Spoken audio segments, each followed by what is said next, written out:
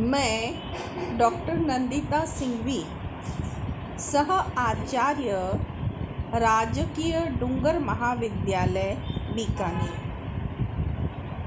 प्रिय विद्यार्थियों, सुप्रभातम। आज हम रचनानुवाद कौमुदी के 18वें अभ्यास का अध्ययन करेंगे। आइए शब्द से पहले शब्दकोश देखें और याद करें। पात्रम, भाजनम, दोनों का अर्थ है स्थान या बर्तन। आस्पदम, स्थानम, पदम, तीनों का अर्थ है स्थान। आपको स्थान के लिए आस्पदम और पदम ये शब्द प्रयुक्त कर सकते हैं। प्रमाणम, प्रमाण, ये नपुंसकलिंग शब्द है। आगे देखिए। एक देशः, एक स्थान। एकता, एकत्व के अर्थ में है। आगे कुछ धातुएं हैं जो आत्मनेपदी धातुएं हैं। देखें। स्पर्ध, स्पर्धते, वह स्पर्धा करता है। सह स्पर्धते। शक, शंका करना। सह शंकते, वह शंका करता है। चेष्ट, वह चेष्टा करता है। सह चेष्टते। कृप, होना। परा प्लस अय, भागना। पलायते। द्युत, चमकना। द्योतते। वेप, कांपना। वेपते। त्रप, लज्जित होना। त्रपते। एकदा, एक बार, ये अव्यय है। आगे सदा, सर्वदा। एकतः, एक और से। एकधा, एक प्रकार से। धाश हम प्रकार अर्थ में लेंगे। एकमात्रम, एकवारम। एकाकिन, अकेला, वह अकेला है। सह एकाकी अस्ति। एकांत, एकांत। एकविध, एक प्रकार का। प्रकार का के अर्थ में हम विध शब्द का प्रयोग करेंगे। तो पात्रम, भाजनम, आस्पदम, स्थानम, पदम, प्रमाणम, ये नपुंसकलिंग शब्द है। गृहम या फलम के समान इनके रूप चलेंगे। अब ये जो सेव धातु है, इसके लृट लकार यानी भविष्यत काल के अर्थ में इसका धातु रूप देखिए। इस प्रकार चलेंगे। सेविशयते, सेविशयेते, सेविशयन्ते। सेविशयसे, सेविशयेथे, सेविशयद्धवे। सेविशये, सेविशयावहे, सेविशयामहे। इसके संक्षिप्त रूप याद रखें। सयते, सयेते, सयन्ते। सयसे, सयेथे, सयद्धवे। सये, सयावहे, सयामहे। अब हम कुछ और भी रूप देख सकते हैं, जैसे स्पर्ध धातु के रूप हैं।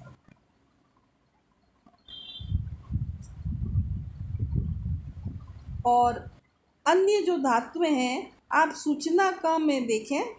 इन धातुओं में इष्यते आदि लगेगा। जैसे सेविशयते, इष्यते लगा है। सेवते रूप चलता है लट लकार में, लेकिन इनमें इष्यते लग जाएगा। सेविशयते। वर्धते लट लकार में, लिट लकार में बन जाएगा वर्धिशयते, वह बढ़ेगा। सह वर्धिशयते, वह बढ़ेगा। मोदिशयते, प्रसन्न होएगा। सह मोदते और सह मोदिशयते, वह प्रसन्न होगा, खुश होगा। सहते सहिशयते, वह सहन करेगा। सह सहिशयते। याचते याचिशयते, वतिशयते इक्षिशयते, वन्दिशयते, वन्दते वन्दिशयते, इक्षते इक्षिशयते, वर्तते वर्तिशयते, भाषिशयते, वह बोलता है। सह भाषते, वह बोलेगा। सह भाषिशयते। कूर्दते, वह कूदता है, वह कूदेगा। सह कूर्दिशयते। यतिशयते, यत्न करेगा और यत्न करता है। सह यतते। सह शिक्षते, वह शिक्षित होता है। स शिक्षिशयते, वह शिक्षित होगा। वह कांपता है। सह कंपते, वह कांपेगा। सह कंपिशयते, वह भिक्षा मांगता है। सह भिक्षते, वह भिक्षा मांगेगा। स भिक्षिशयते, वह शोभित होगा। सह शोभिशयते, वह स्पर्धा करेगा। सह स्पर्धिशयते, वह शंका करेगा। सह शंकिशयते। चेष्टिशयते, कल्पिशयते, पलायिशयते, द्योतिशयते, वेपिशयते, त्रपिशयते, शयिशयते, रोचिशयते। ख खंड में देखिए कि कुछ धातुएं ऐसी है जिसमें सयते आदि लगेगा।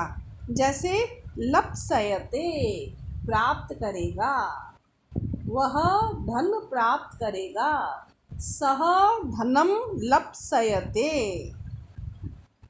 रंसयते, त्रासयते, अध्येशयते, वह अध्ययन करेगा। सह अध्येशयते। नियम 18 देखें। पात्र, आस्पद, स्थान, पद, भाजन, प्रमाण शब्द जब विधेय के रूप में होंगे तो इनमें नपुंसकलिंग एक वचन ही रहेगा। कौन कौन से शब्द? पात्र, आस्पद, स्थान, पद, भाजन और प्रमाण शब्द। जब ये उद्देश्य रूप में होंगे तो अन्य वचन भी होंगे। जैसे गुणा पूजा स्थानम सन्ति, यूयं मम कृपा पात्रम स्थ, भवन्तः प्रमाणम सन्ति। उद्देश्य रूप में देखें, अत्र सप्त पात्राणि सन्ति, यहाँ 7 पात्र हैं। नियम 82 देखें कि सभी संख्यावाचक शब्दों से प्रकार से अर्थ में धा लगता है।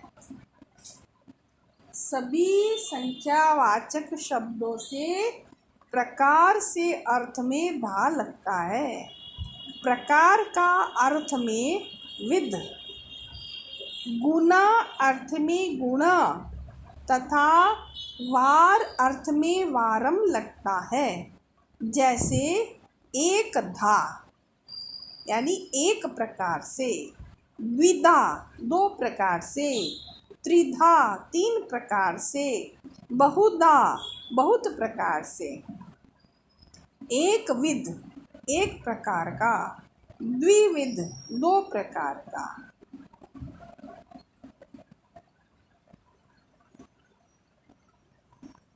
झलाम जशोअंते ये एक संधि का सूत्र है।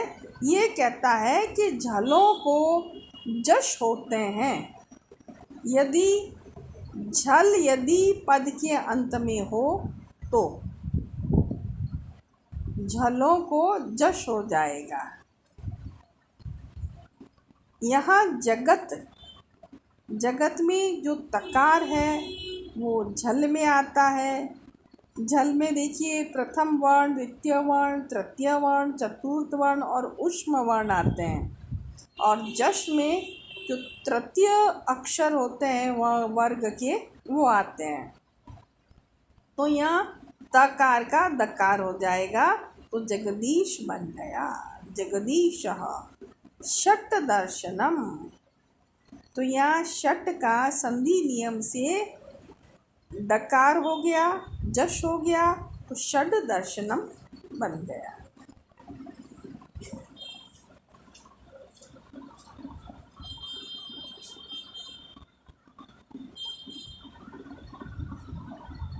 अब हम एक शब्द के रूप देखेंगे पुल्लिंग में। एकः, एकम, एकेन, एकस्मै, एकस्मात्, एकस्य, एकस्मिन्। एक के रूप केवल एक वचन में ही चलते हैं।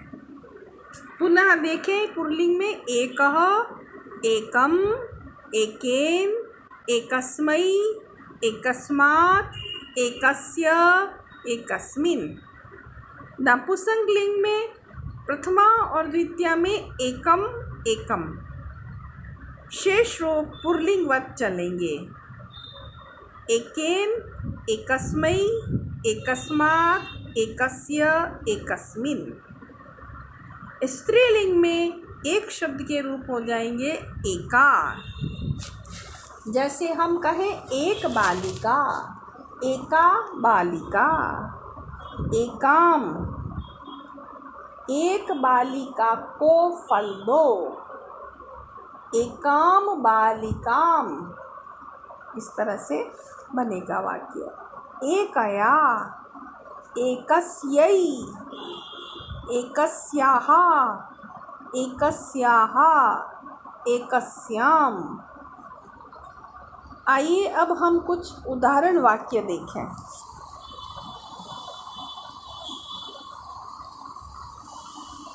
एक बालक, एकः बालकः, एक बालिका, एका बालिका, एक फल, एकम फलम। एक बालक, एक बालक को, तो एकम बालकम। एक बालिका को एका बालिकाम। एक फल,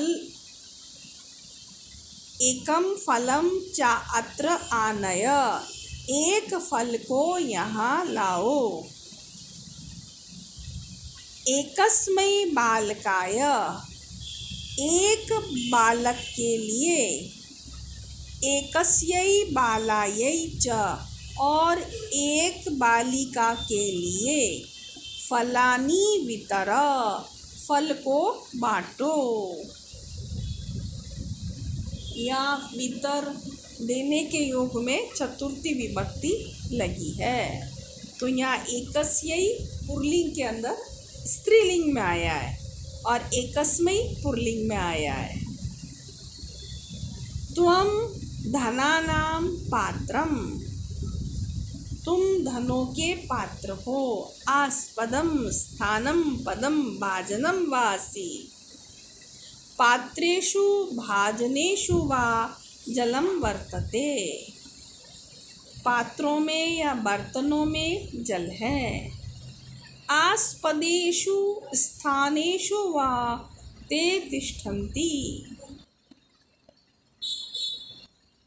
वे स्थानों पर रहते हैं। भवन्तः प्रमाणं सन्ति, आप प्रमाण हैं। सः एकाकी अध्ययनात् पलायिष्यते, वह एक अकेला ही अध्ययन से पलायन करेगा। सूर्यः प्रातः काले द्योतिष्यते, सूर्य प्रातः काल चमकेगा। सः गुरुं सेविष्यते, वह गुरु की सेवा करेगा। दुःखं सहिष्यते, दुःख सहेगा। मोदिष्यते, वह प्रसन्न होगा। वर्धिष्यते च, और बढ़ेगा। एके एवं वदन्ति, अन्ये एवं कथयन्ति। एक इस प्रकार कहते हैं और अन्य उस प्रकार से, अन्य प्रकार से कहते हैं। एक इस प्रकार से कहते हैं और अन्य इस प्रकार से कहते हैं। आगे देखिए, संस्कृत बनाओ। यह कुछ वाक्य हिंदी में दिए गए हैं। इसका आपको गृह कार्य के रूप में अनुवाद करना है संस्कृत में। एक वाक्य देख लीजिए। यहाँ एक बालक है। यहाँ अत्र एक बालक है। एकः बालकः। इसी प्रकार से आप आगे के अन्य शब्द बनाएंगे। खंड ग में देखिए 11वां वाक्य, वह स्पर्धा करेगा।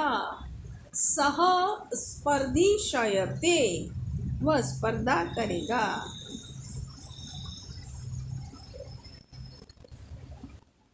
अब नीचे देखें, कुछ दो अशुद्ध वाक्य दिए, इन्हें शुद्ध किया गया है।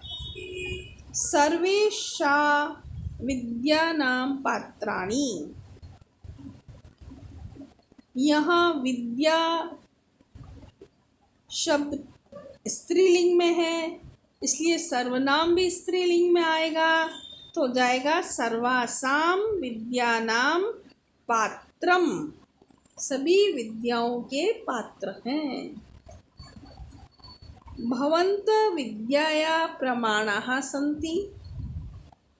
तो भवन्तः विद्याया प्रमाणं सन्ति, आप विद्या के प्रमाण हैं। यहाँ नपुंसकलिंग एक वचन शब्द का प्रयोग हुआ है।